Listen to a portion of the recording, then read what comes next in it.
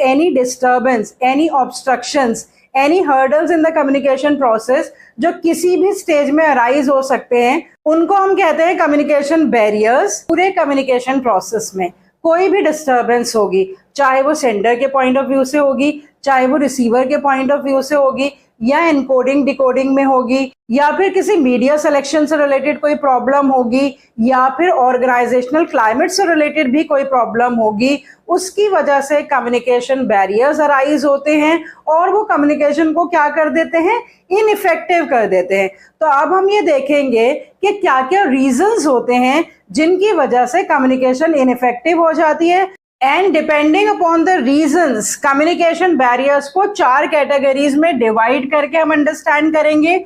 सबसे पहले तो इन चारों कैटेगरीज के आप अपने पास नाम नोट कर लीजिए। Semantic barriers, organizational barriers, psychological barriers and personal barriers. Semantic barriers कौन से होते हैं, जिन्हें हम लिंग्विस्टिक बैरियर्स भी कहते हैं। सेंडर और रिसीवर की एनकोडिंग या डिकोडिंग की वजह से कोई भी बैरियर्स अराइज होते हैं, उन्हें हम कहते हैं सिमेंटिक बैरियर्स। अब डिस्कस करते हैं second category of barriers, that is the organizational barriers. कभी कभी एटमॉस्फेयर ऐसा होता है, ऑर्गेनाइजेशनल क्लाइमेट ऐसा होता है जिसकी वजह से भी बैरियर्स अराइज होते हैं।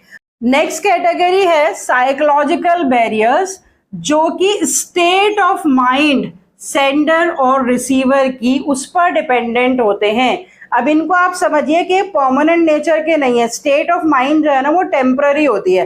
जैसे मान लीजिए कि मेरी करंट स्टेट ऑफ माइंड थोड़ी सी डिस्टर्ब्ड है और उसकी वजह से अगर कोई कम्युनिकेशन प्रॉब्लम हो रही है तो वो साइकोलॉजिकल बैरियर में आएगी, इमोशनल बैरियर में आएगी। Last but not the least is the personal barriers. Personal barriers होते हैं जो परमानेंट कैरेक्टरिस्टिक्स होते हैं ना सेंडर और रिसीवर के, जो उनका एटीट्यूड होता है सेंडर और रिसीवर का, उसकी वजह से अगर कोई प्रॉब्लम्स अराइज होती हैं उसको हम कहते हैं पर्सनल बैरियर्स।